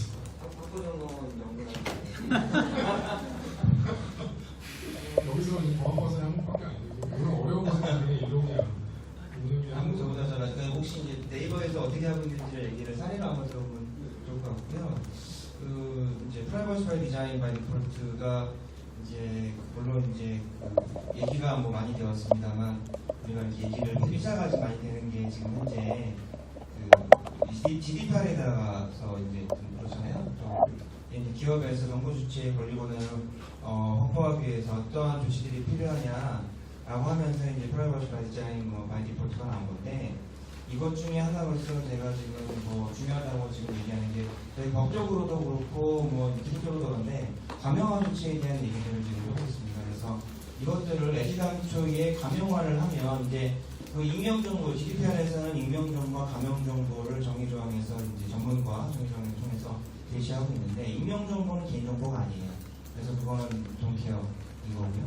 대신 이제 식별성을 제거한 감형정보는 개인정보로 취급을 해서 감형정보를 통해서 여러 가지 이제 뭐 예를 들어서 뭐 통계라든지 과학적인 목적이라든지 이런 여러 가지 목적이든 활용을 가능하게 하는데 가명화를 통해서 시장주의 그 개인정보의 유출이라든지 어떤 피해 가능성들을 예방할 수 있다라고 얘기를 하고 있거든요. 그래서 이 가명화 조치 그리고 이제 국내에서는 이제 그 뭐 의무화된 공공 쪽에서는 의무화된 지도적인 조치, 시큐어 코딩을 통해서도 우리가 이제 프라이버시 바이 디자인 디폴트를 기술적으로 구현하고 있다. 그러니까 아까 말씀하신 것처럼 기본적으로 코딩을 할 때 여러 가지 시변성이 드러나지 않도록 코딩을 애초부터 하는 거죠. 그런 것들을 제도적으로 만들어 놓은 게 이제 그 정부 측에서 하는 이제 시큐어 코딩, 그러니까 소프트웨어 개발 규칙, 안전한 소프트웨어 개발 규칙인 거거든요. 예, SSD라 해가지고. 그래서 그런 것들을 제도화한다면, 그런 그 민간 쪽으로 이제 공공 부분에 사실은 우리가 이 공공 부분에 좋은 제도들이 있지만 여러 가지 사회적인 파급 효과를 생각해가지고 확대하지 못한 것 중에 몇 가지가 있는데 그 중에 하나가 시큐어 코딩이라든지 아니면 영향평가 쪽입니다. 영향평가는 또 사실은 또 GDPR에서는 민간 공공 가리지 않고 다 하도록 하고 있거든요. 영향평가도 제도적으로 그렇고 시큐어 코딩도 제도적으로 기술적인 내용이긴 하지만 제도적으로 한번해서 좀 수정할 필요가 있지 않을까 이렇게 생각을 합니다. 역시 이쪽에 답변 맡긴 게 저 아주 훌륭한 선택이었던 것 같습니다. 말씀 아주 감사하고요. 네. 그러면은 그 다음으로는 기계적 판독이 가능한 개인 데이터 이전 방법이 이게 아까 제가 말씀드렸듯이 업체마다 다르기 때문에 아마 하나의 스탠다드 만드는 거죠. 이게 사실은 그 업체에서는 사실은 그 기술 독립성이 된다고 난리를 쉽게 아마 하는데 이게 과연 입법자가 유럽에서 만들 때 한 3명에서 만들거든요. 이렇게 쉽게 실생하는 건데 이재명 부장님께서 여기에서 어떻게 생각하시는지 그리고 지금 말씀하셨던 그 데이터 이동을 보내면서 오히려 데이터 파라독스 현상이 발생할 것이다 이런 말씀하셨었는데 여기에 대해서 한번 이렇게 편안하게 문제를 진정해 주시죠.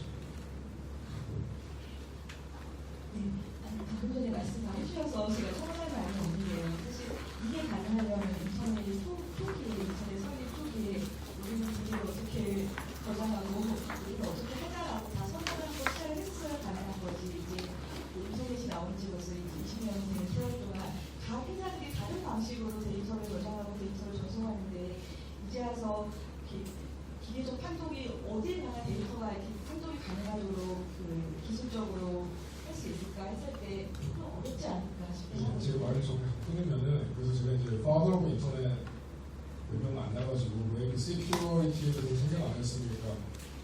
물리에서 말씀하시는데 그때 이제 정밀란 박사님하고 이제 뉴스오프인데 물어봤는데 그때는 우리가 생각 못했어.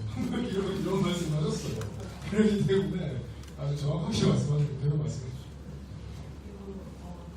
그리고 데이터 이동권 보장을 위해서 프라이버시 패러독스 현상이 발생할 수 있는 것도 고려해야 된다는 부분은 많이 나와 있죠.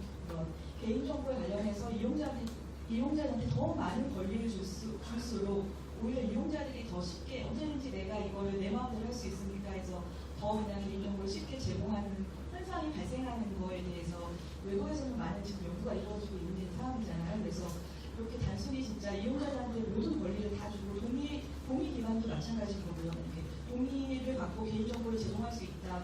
동의를 받고 모든 개인정보를 수집할 수 있다 하면 또 그냥 클릭하고 아무 때나 이제 나중에 동의 처리해야지 않는 또 이제 바쁘니까 클릭하고 넘어갈 수가 있기 때문에 이렇게 프라이버시 패러독스가 발생할 수 있는 상황에 대해서도 연구를 하고 각 기업들이 자발적으로 개인정보를 잘 보호할 수 있는 방안이 뭘까 더 연구하고 그런 거를 이제 이용자들한테 적극적으로 피칭할 수 있고 그런 기업들을 선택을 하고 소비자 보호 같은 경우에도 개인정보 등급 같은 걸 만들어서 여기는 참 개인정보를 잘 보호하고 있다더라라고 이렇게 상도 주시고 기사에서 말씀해주신 잠깐 그 개인정보 등급제라는 면이 있습니다. 그냥 이거 예시를 든 거예요. 정보보호 등급제 있고요. 개인정보는 수요를 봐서 만들 수 있고 지금 인증제도는 있거든요. 네. 필요하면 필요하다 아니라 이렇게 잘 지키는 기업들은 정부에서 인증도 해주고 생산도 해주고 소비자들도 그런 기업을 선택해서 이용을 하고 그런 문화가 되어야 하지 않을까. 평판에 의한 자율 평판에 의한 자연스러운 그 문화가 이루어지는 그런 식으로 좀 맞습니다. 네. 저는 그러니까 개인적인 정보주체 입장에서 좀 딴지를 거라서 질문을 드리자면 제가 동의를 했다가 아니다 싶어서 바로 철회하면 기업의 입장에서 많이 부담돼서 지금 어려운 부분이 생길 수 있다. 이제 그런 부분인데 근데 이건 정보주체로서는 충분히 할 수 있는 일 아닐까요? 그러니까요. 동의 처리가 어렵다는 게 아니라 이용자분한테 더 많은 동의권을 주고 더 많은 선택권을 줬을 때 오히려 이용자분들이 내가 언제 선택할 수 있으니까라는 생각에 더 개인정보를 더 많이 유통하게 되는 그런 프라이버시 패러독스 현상에 대해서 외국에서 그런 연구들이 있기 때문에 그런 부분에 대해서 국내에서 연구가 좀 이루어지고 근데 사실 아까도 이제 계속 말씀하시지만 이제 동의에 기반한 개인정보 처리하는 것이 기업으로서는 좀 위험이 크다. 그러니 나머지 뭐 계약이나 법적 이제 이쪽을 기반으로 해서 좀 확실하게 하자라는 말씀을 진짜 정정하면 사실 기업 입장에서 어떻게 보면 동의가 가장 안전하고 편한 방법일 수 있습니다. 왜냐하면 우리는 이용자 동의에 의해서 개인정보를 수집했어. 우리는 이용자 동의에서 개인정보를 줬어. 라고 말하는 모든 게 다 디펜스가 되니까요. 네, 맞습니다. 그래서 저는 이제 기자님뿐만이 아니라 사실 다른 전문가들께서 그렇게 이제 말씀하시는 걸 많이 듣고 있습니다. 사실 그리고 어떻게 보면 그것이 기업 입장에서는 굉장히 리스크를 줄이는 방법 중에 하나일 수 있고 또 어찌 보면 정보주체가 아까 뭐 동의를 할 때 동의의 고지 내용에 대해서 사실 많이 검토를 하지 않고 그냥 무의식적으로 하니 그것이 진정한 동의인가라는 어떤 진정성에 문제가 생길 수 있다라는 이제 나중에 몰랐다라고 항변했을 때 어떻게 할 것인지 그런 부분에 대한 디펜스가 어렵다는 부분인데 사실은 동의라는 것이 항상 그 원칙 중에서도 가장 첫 번째 있는 것이고 그 이외의 것들은 뭐 다큐멘트나 뭐 페이퍼나 뭐 어떤 객관적인 증명 자료들이 가능한 겁니다. 근데 동의는 그야말로 정보주체의 의사표시를 기반으로 한 것이기 때문에 어쨌든 내가 내 정보를 주고 서비스 제공자와 계약을 맺는 그런 동의 기반의 어떤 계약을 서로 맺는 과정에서 가장 이제 우선적인 기반이 되는 것이기 때문에 그래서 동의를 할 때 고지되는 부분이 사실은 우리가 잘 안 읽어보는 이용자들을 사실은 인식적으로 할 필요도 있지만 알기 쉽게 해줘야 됩니다. 사실 동의의 내용을 동의가 우리가 고지되는 내용을 뭐 이렇게 말씀드리면 기업이 더 부담이라고 하실 수 있겠지만 처리하시는 처리자 입장에서 또 봤을 때는 그럴 수 있지만 정보주체 입장에서는 사실 동의의 내용을 굉장히 알기 쉽고 그런 이제 규정에서도 이렇게 얘기하죠. 굉장히 원칙적이지만 너무 뭐 막연하지 않느냐 다만 평이하고 이해할 수 있고 쉬운 언어로 해야 된다는 그런 말들이 있는데 동의 기반으로 한 것이 사실은 어찌 보면 기업에서도 그런 시스템이 갖춰진다면 진짜 이용자와 그러니까 정보주체와 기업과의 그런 시스템이 갖춰진다면 그냥 동의가 가장 확실한 안전장치가 될 수 있다는 생각하는데요. 솔직히 기업 입장에서는 동의가 가장 편리한 개인정보 처리 요건일 수 있습니다. 가장 안전하고요. 근데 그게 바람직하냐에 대해서 한번 다시 생각을 해봐야 되지 않겠느냐라는 그런 문제들이었거든요. 정상거래 90년 있다는 건 알게 됐어요. 그래서 제가 이제 네이버에 좀 여쭤볼 게 데이터 포털리티의 유의할 점에서 싱글 포인트 페일리어라는 게 있었잖아요. 그러니까 싱글 포인트 페일리어라고 하는 게 좀 쉬운 말로 말씀해 주시면 어떨까 생각이 들어가지고요. 그 왜 그 보안에 데이터 포털리티가 왜 보안에 취약할 수 있다고 생각하시는지. 아까도 설명드렸지만 계정 도용이 굉장히 심각한 문제이지 않습니까? 그 작은 보안이 잘 안 돼 있는 작은 웹사이트를 턴 다음에 거기서 취득한 아이디 패스워드를 이제 다음이나 네이버나 카카오에 한 번씩 입력을 해봐서 이게 진짜 유효한 계정인지 획득을 하는 그런 방식으로 계정을 취득을 하고 그렇게 해서 로그인을 한 다음에 이제 데이터 포털리티에서 자기의 개인정보를 다 다운로드 받으면은 구글이나 페이스북에서 제공하는 그런 데이터 다운로드 받을 수 있는 기능 이용해 보신 분들은 알겠지만 굉장히 광범위한 자료를 제공합니다. 우리가 너희 성향을 어떤 걸로 분류했어 라고 하는 정보까지 분류하거든요. 그래서 그런 부분이 오히려 이렇게 너무 쉽게 다운로드 받아서 이렇게 다른 데 유출될 수 있는 포인트로도 악용될 소지가 있지 않을까라는 문제 제기였습니다. 그럼 이제 여기 토론한 내용들은 대부분 마쳤다고 생각하고 이제 플로어에 좀 시간이 좀 많이 확보했는데 궁금하신 거는 예, 근데 제가 먼저 질문을 하고 나서 이제 시작하실 거거든요.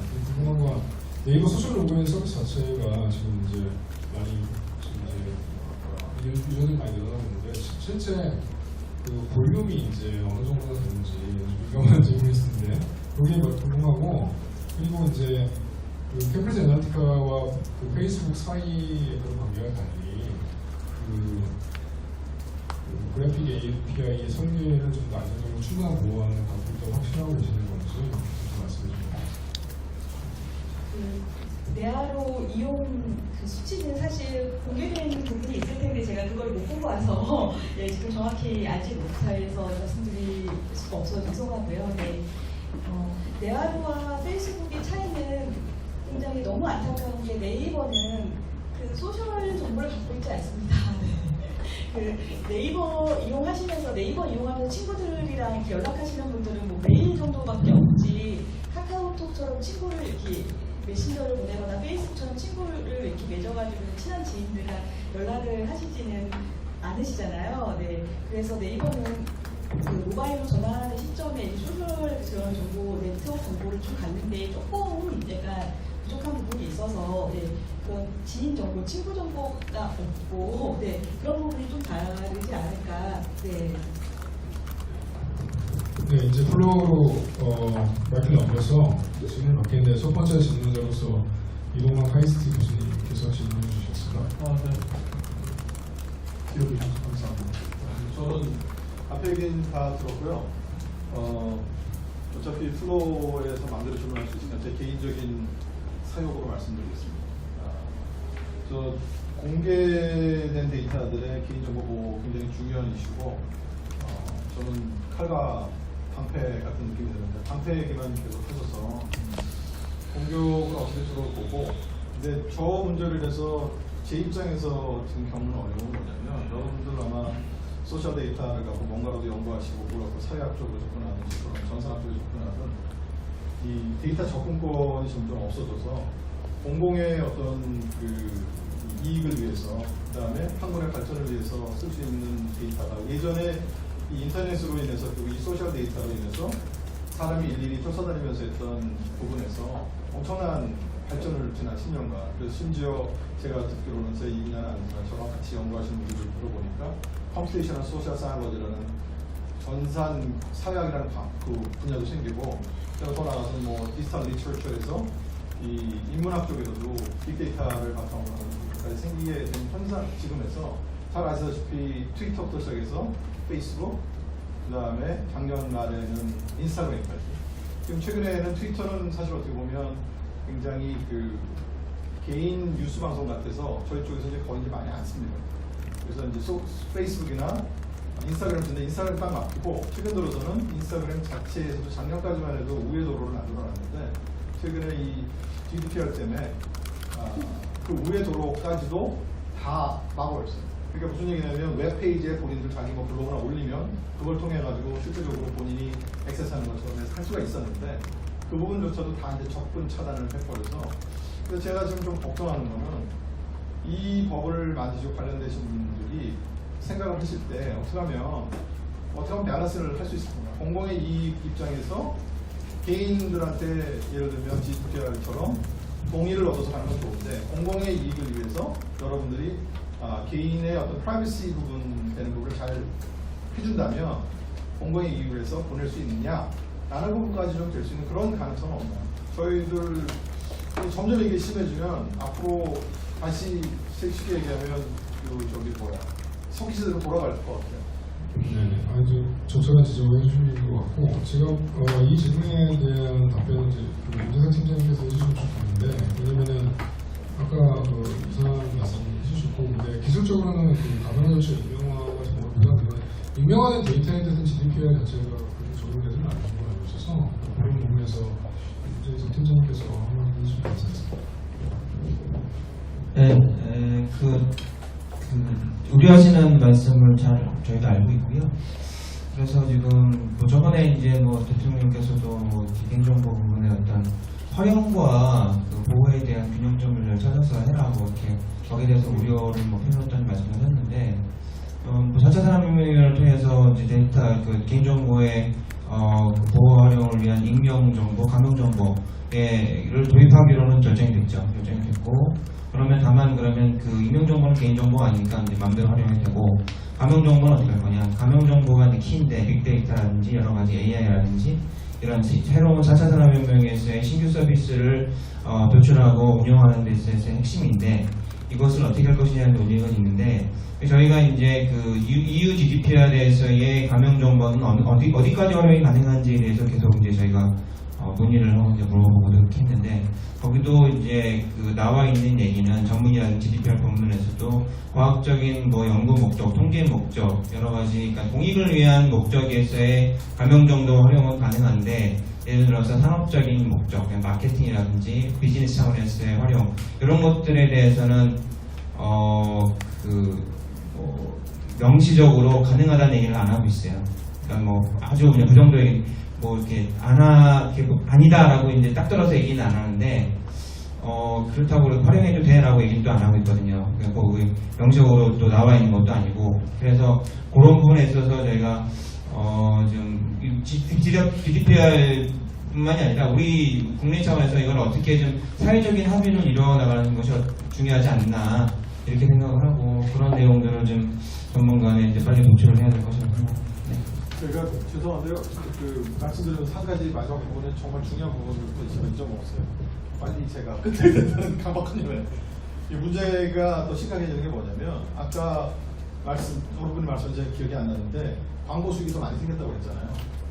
그 얘기 무슨 얘기냐면, 저희들 입장에서, 그러니까 연구하는 사람 입장에서 봤을 때는, 그걸 쓰고 싶은 사람 입장에서 봐서는 점점 더 오히려 그 사람들도 가지게 되니까, 원래는 물론 개인정보 보호한다는 입장도 굉장히 중요하지만, 인터넷 기본 정신을 생각해 보면 개인들의 어떤 행위의 축적에 의해서 데이터를 쌓는 그 상업화하는 사람들의 권력을 오히려 더 높이는 계기로 가기 때문에, 그 부분은 저는 진짜 정보보호 쪽에 입안을 하시거나 아니면 그거를 뭔가 매저를 제공하시는 분들은 정말 심각하게 고민을 해보셔야 된다고 저는 정말 그렇게 하라고 좀 부탁을 드리고 싶어요. 왜냐하면 이게 양쪽의 밸런스가 잘 안 된 상황에서 정보 보호를 잘하라고 했는데, 그 정보를 따르는 척하면서 오히려 더 벽을 더 쌓는 바람에 그 사람들의 가치가 더 올라가는 굉장히 이율배반적인 현상이 일어나고 있다는 거, 이건 정말 강화하면 안 된다고 생각합니다.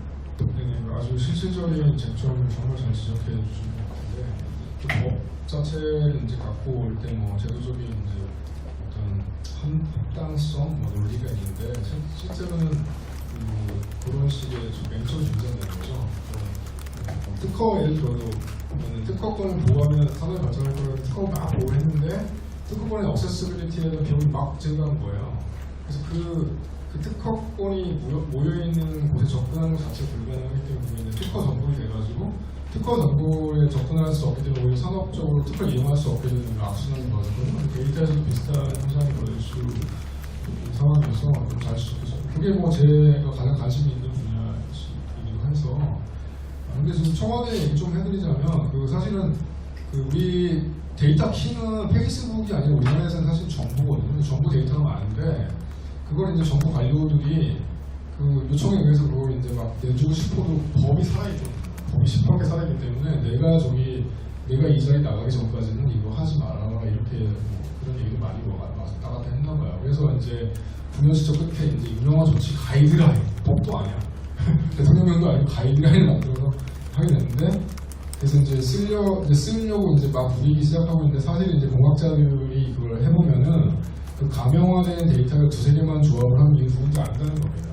그래서 하버드에 이제 스윈이라는 교수가 있는데, 그분이 이제 유전자학 관련된 데이터베이스를 좀 이렇게 갖다가 해보니까 5분 만에 누구고 어디 사는지 다 알아요. 저렇게 거예요. 그래서 이게 굉장히 상가화폐 말씀하셨는데, 이게 문제가 간단하지도 않고, 비명화라든지 그리고 가명화, 그리고 동의하는 사람이 정확하게 목적에 대해서 동의만 하면 문제가 해결될 수 있는 건데, 실제로는 이게 재산적 계속 넘어갈 수 있는 위험성이 존재하기 때문에 이게 결코 쉬운 문제는 아닌 것 같습니다. 그래서 일단 이런 면에서 얘기를 감사합니다. 한 명만 정도 이렇게 질문 더 맞춰보겠습니다.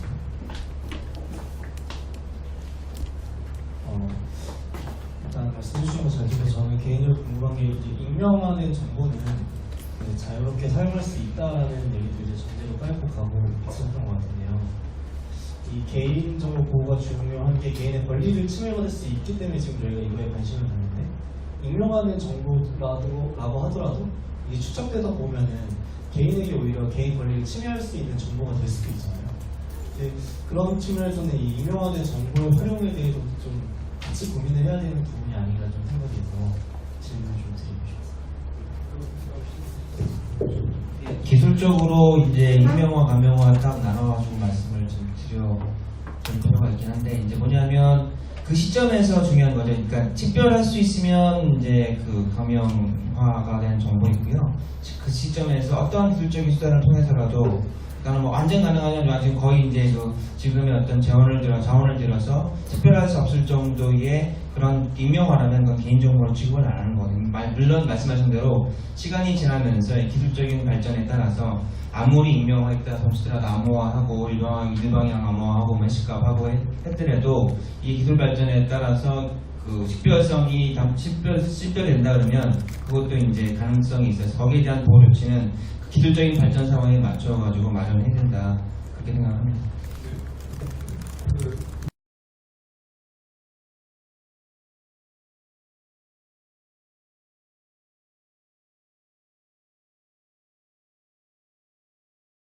감사하고, 그리고 이자림 부장님께서는 텍 기업이 컴플라이언스를 잘 지킨다면 오히려 세큐리티 문제를 그 개인정보 보호와 함께 잘 해결할 수 있고